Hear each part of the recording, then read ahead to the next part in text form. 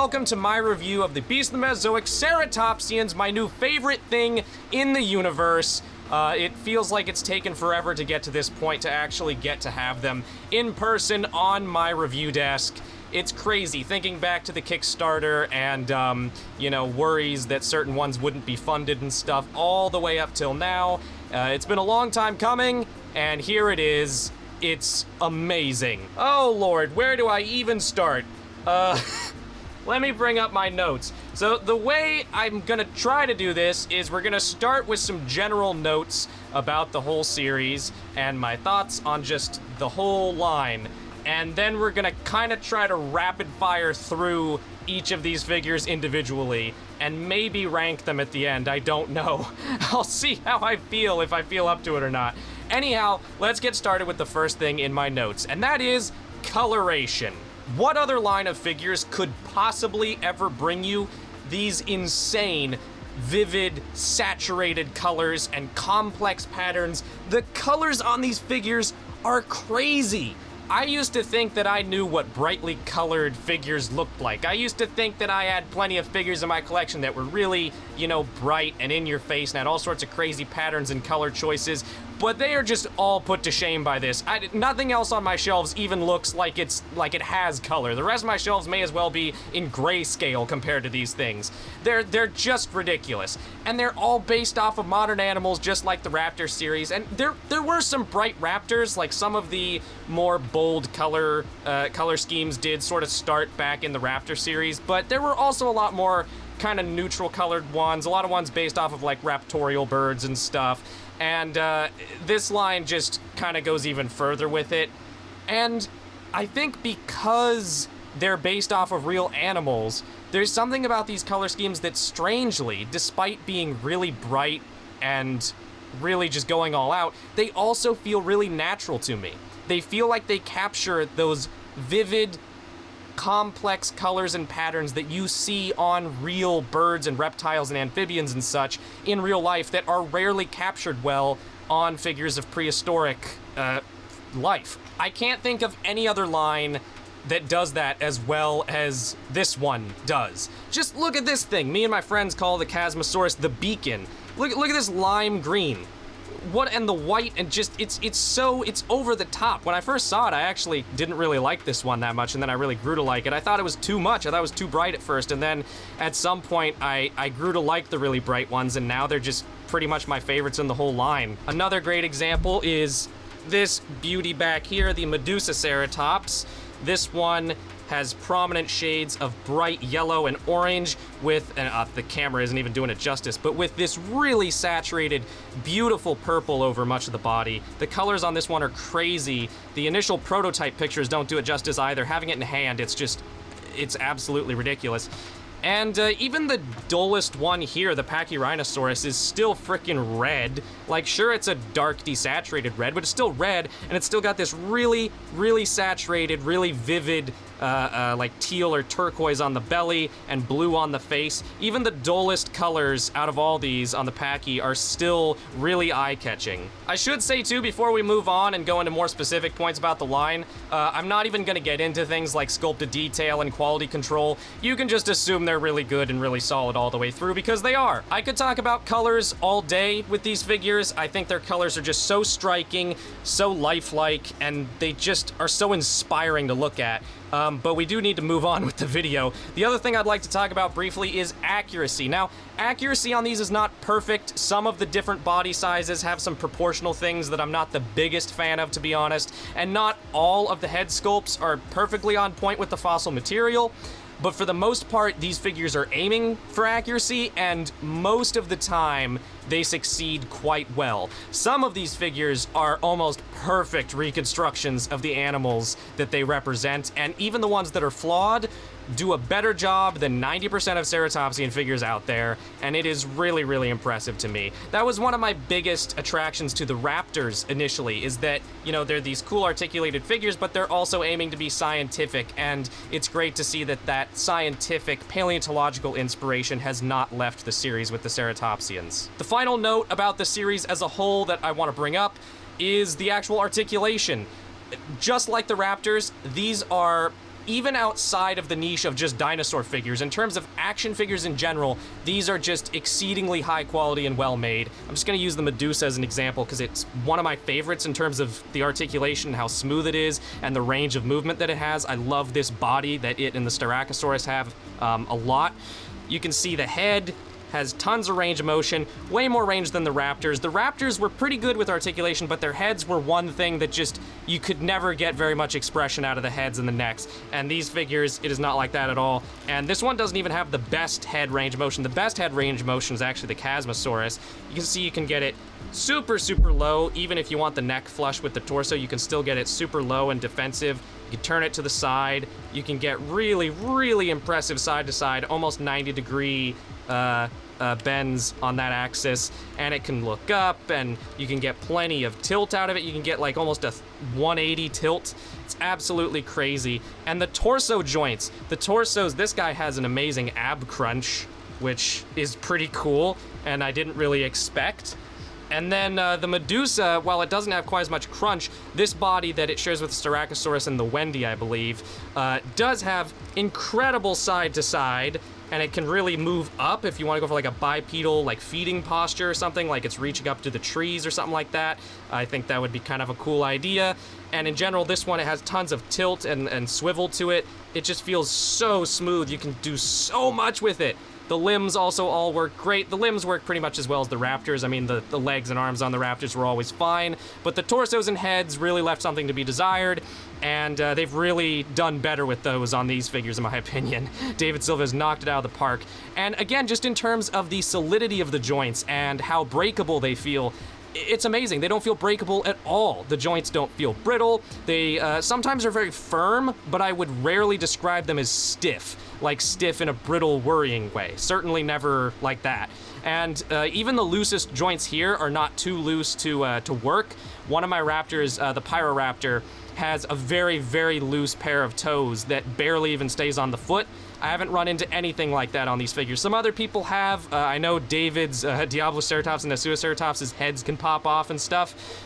So it's not unheard of, but it seems like it's pretty rare. And for me, I've had a 100% success rate in terms of just all the joints feeling great and working great. And it's just really, really impressive to me. The line is just so, so well made. Oh, also, stability. Look, guys, the Raptors were cool, but you look at them wrong, and there's just a disastrous crash onto the ground immediately. The Raptors, I'm exaggerating, of course, but they could be quite unstable and quite fragile at times. And this is just kind of, you know, by virtue of the fact that these are quadrupeds, these things just work so much better as action figures. You can pick them up off the shelf and mess with them and just I can't talk, and just throw them back and they stand, and it's fine, and they're super solid and super hard to knock over, and you can see I can even like drop it, and its legs barely even splay out any more than they already were, and it's crazy. I love how stable they are. They are so much funner to mess with than the Raptors, way less tedious, huge improvement. All right, well, we've now reached the point where it's time to go through each of them one at a time, so I'm just gonna try to rapid fire this in one go. I have some notes just talking about specific things to mention with each one, and we're gonna start with the smallest one, the Zuniceratops. Now, forever ago I said this might be the only one I get because they're so big and expensive. Well, screw that, I got way more, but I did get the Zuni. And the Zuni's awesome. I love the colors on this one. It has a great combination of very natural and looking very camouflage-like, but also having these little noticeable highlights of more saturated colors, particularly the insanely saturated orange on the frill, which just really, really stands out, and the awesome blue on the tail, which looks quite nice. The articulation on this one isn't great. The head's pretty good. The jaw is this smaller style of jaw that it and the Monoclonius both have, which I'm not a huge fan of. I don't really like this jaw. It also creates some accuracy issues because, you know, like this really should be part of the lower jaw, and this really should all be cheek. And it is, you can tell it's sculpted like that, but because the joint and the jaw is down here, it just ends up making the face look kind of weirdly, like, too tall and kind of too bulky. The Ionosaurus got this the worst. The Ionosaurus looks like its head was just hit with a shovel. But the other ones, I think it works decently well, but I don't like these jaws as much as all the other jaws in the series. Also, the waist joint on this one isn't too good. It's not, like, bad. You can get some stuff out of it. It's just a little more limited than some of the others. And the tail, well, the tail has plenty of range of motion, but because of this curve in it, I do find that it doesn't look too great in too many poses. I kind of just leave it like that. Still, though, I love the Zuni. Is there anything else I need to say about it? Tail. I talked about the cool tail. I talked about the jaw. Oh yeah, leg length. I think the back legs and specifically the ankles are a little long on this one. It's not too far off of proportional accuracy. I can just tell when posing it that it's sometimes... Light bulb just went out. Sometimes it looks a little awkward. I think the legs could be slightly shorter. I'm gonna go find a light bulb. I found a light bulb. Anyhow, what was I talking about? Slightly awkward posing with the leg length on the... I don't care. Let's move on. Mono. This is the Kickstarter exclusive Monoclonius. I missed out on the blue Velociraptor from the Raptors series, which was that series Kickstarter exclusive figure. So I'm glad I got a Kickstarter exclusive, and I also, of course, didn't just order it because it's exclusive. I also ordered it because it is indeed one of my favorite figures from this whole line. I love cyan, turquoise, teal, whatever you want to call this range of bluish, greenish colors. And this figure is basically nothing but that, with just some black and forest green worked in, and the color palette is just absolutely wonderful on this one. I love it. This one does also, unfortunately, have the smaller lower jaw, which again kind of makes the face look weird. The saturation on this figure is just crazy, and the part I didn't expect, because you can't really see it in a lot of the promo pictures, obviously, is the underside. It's just so bright. Look at that. It's so saturated. It's crazy, the insides of the limbs and the belly, that just looks awesome. There's also some great paint blending on the face. It just looks really, I don't know, it looks like rock candy or something with all these different little blues and things blended together. Has a really, really satisfying look to the colors and the paint there. I adore this one. This one also has some great articulation. The Zuni is a little limited in some places, but everything from the Mono onwards, except for one that we'll get to, has amazing articulation. Like I said, the ab crunch is just like more than you would ever even need, honestly, because it looks kind of weird. But he's got plenty of ab crunch. He's got decent side to side and torso swivel, although not as good as the Medusa and some of the bigger ones. The head on this one has generally really good range of motion as well. This one's just great. It's really fun to mess with. It's got awesome colors, and I kind of forget about it because it's one of the first ones I got, but it's still awesome. Next up in my notes is the Kosmoceratops, which is a contender for my favorite.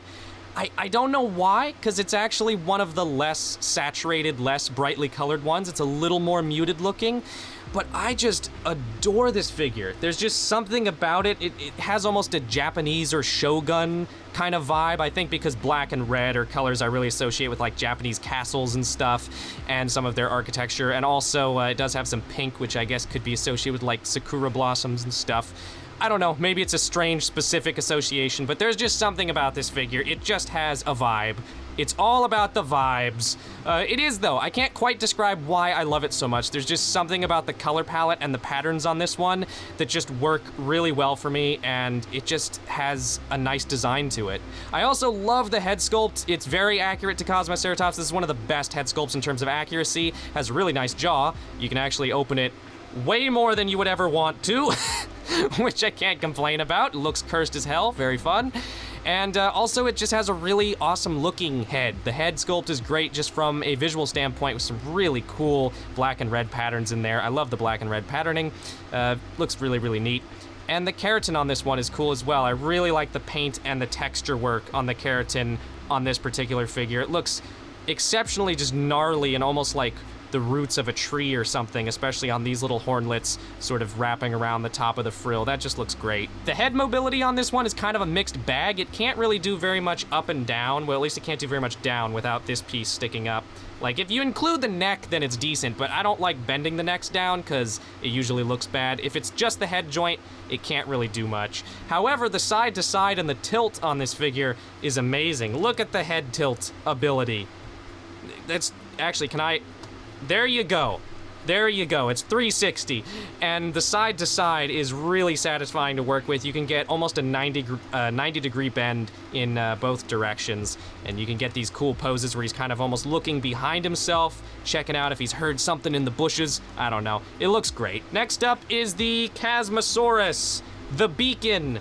Yeah, this one, along with the Medusa, are the ones that just immediately stand out on the shelf. I joked earlier that these figures make the rest of my collection look like it's in grayscale, and this figure alone is a big reason why. There is just nothing else even like a third as bright as this thing anywhere on my shelves. It's crazy. It's got the white, this bright, almost neon lime green, some black and dark brown for contrast, and I love the patterning too. It's based off of a green mantella frog, which is a really cool looking frog, and it's a pretty faithful adaptation of the color palette, but with some much more complex patterns than the actual frog has, particularly on the frill. My favorite pattern though is just green going down the back with the little bit of white and black kind of striping around it into the brown. It looks super satisfying from above how it connects across all the different pieces of the body. I just adore that. This one also, like I showed earlier, has utterly glorious head mobility, which I cannot get enough of. However, you should be very careful with this one and grab it by the actual head and not the frill, even though it's very tempting to do that because this one has a big frill, because the head piece and sort of the base, like neck head connection piece are starting to separate a little. Yeah, you can see that. I'm not gonna mess with it too much. I'll glue it back together eventually. It's not really too big of a deal because it's definitely not coming apart anymore since I started grabbing onto the head like a smart person.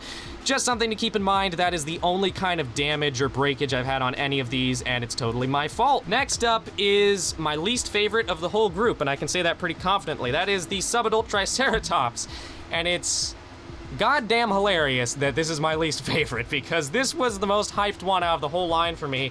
I even used to prefer it to the adult, and in general it was just the one that I was always looking forward to the most, the one I knew I was gonna get more than any of the others once I got past my oh I'll just get the Zuni phase before that. So what's bad about this figure? Nothing visually. The head sculpt is immaculate. It's one of the digitally sculpted heads, I believe, like 3D printed and such, and it just looks great. And in general, the shape of the body on this one is really satisfying. It's got the limbs from the Styracosaurus and the Medusa, which I really, really like the look of, and they have nice articulation. However, the articulation is not as nice on this figure. See, let's do a little comparison. Pay attention to the way this sounds as well. Medusa hip. Very nice, works great. Trike hip. Oh, that's as far as it goes forward. You can go back. Listen to that sound as well. I mean, all of these make a lot of sound, don't get me wrong. They're all pretty loud in terms of their joints and the plastic rubbing and stuff, but this one, this is the reason I don't like it. It's super stiff. It's super hindered. It's the only one out of the entire group where the articulation is subpar compared to what I was hoping for and what I was expecting, quite frankly. The head has basically no tilt. It does have decent side to side. It also has very limited up and down. Okay, maybe not very limited, but non-ideal up and down. It's not terrible. I mean, the articulation is still fun to play around with, but just compared to all the others, like if this was the only one I had, I'd probably like it more, but compared to all of the others, this one just simply gets taken off the shelf and played around with the least. It's just not as fun to handle. Again, it still looks great. The head sculpt is fantastic. I love the paint and the color on the eyes. He's got these red and yellow eyes that look really, really piercing. There's also some great coloration on this one based off of a lace monitor, of course.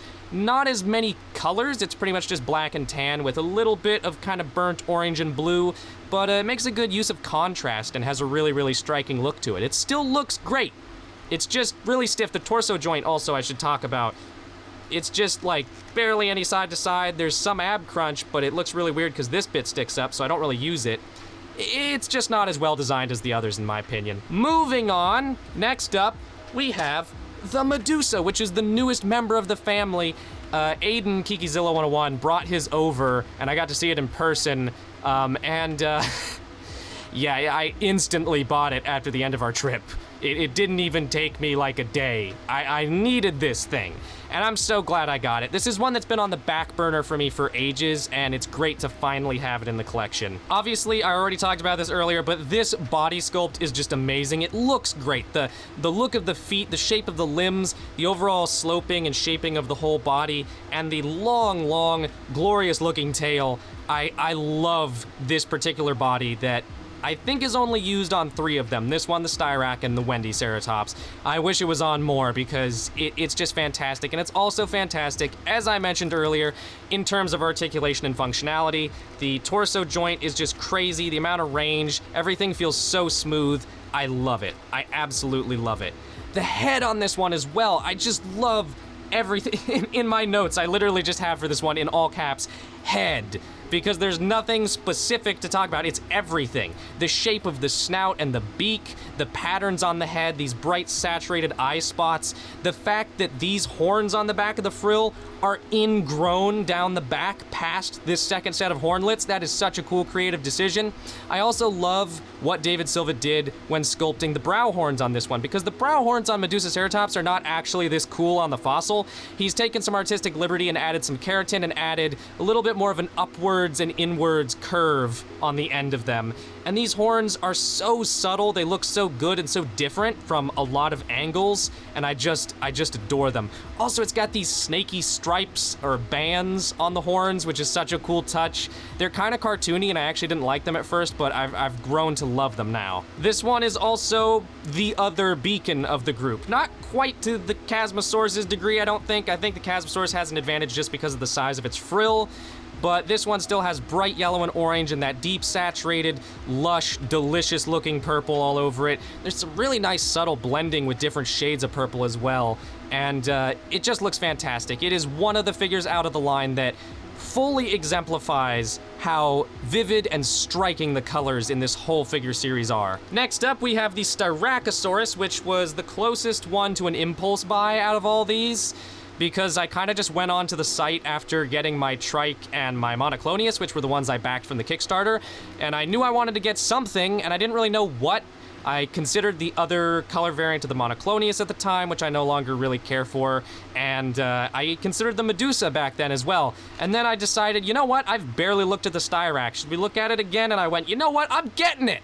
And I'm so glad I did. It's got the body that I love. The joints are a bit stiffer on this one, or a bit firmer, I should say, than the Medusa, but it still has the same range of motion. You just gotta work a little harder. It's got these amazing, ornate, mosaic-like frill patterns with all these different little colors in there. It looks amazing. Every single scale has like a different little color, and the patterns are so intricate. It just looks fantastic. It also has a great looking head sculpt. I used to not really like this one's head sculpt, but having it in person, I don't see why. I really like it now. I think it does a great job of reconstructing the genus fairly accurately, not perfectly. I can't find like skulls that perfectly look like this one's head shape, but there is a lot of polymorphism with Styracosaurus skulls, so I think it's pretty forgivable, and in general, it's still really close. And despite maybe some minor weird bits of shaping here and there, the overall look of the head is just, it perfectly captures that iconic Styracosaurus look, and I love it. I also think that this is one that, you know, all these change a little bit from prototype to final production model, and most of the time, I think the change is neutral to maybe a little positive or a little negative, depending on which one it is. This one, it is undoubtedly positive. And in fact, it's a longer change going all the way back to the concept art, because the concept art, it was very orange on the head, and then the prototype was orange and red, and the final one has way less orange and way more just dark red, and the green even looks cooler and more blue on the final one, and I love that. I love that change to the color palette, personally. All right, let's talk about the elephant in the room, the huge chonker in the back. A round of applause, everybody, for the sheer freaking size of this thing. Look at this. What is this?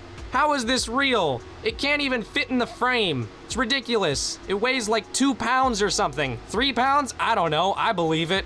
I don't remember exactly how much it weighs. Although I know Eric did weigh his, so we came up with a number at some point, but I've forgotten what it is. Yeah, the Pachyrhinosaurus is incredible. Pachyrhinosaurus is my favorite ceratopsian, and I absolutely love the animal.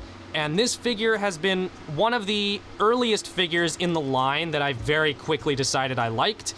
I didn't think I was gonna get it, you know, back when I was first looking at the prototypes because I assumed it would be huge and expensive, and it is, and I just got it anyway, and I'm so happy I did. This figure is amazing. I hate to spend so much time in the video just complimenting the size of something. It doesn't seem like size should matter that much, but it's really hard not to with this figure. Like, honestly, just the sheer size is so impressive. I also like that this one is a little less colorful.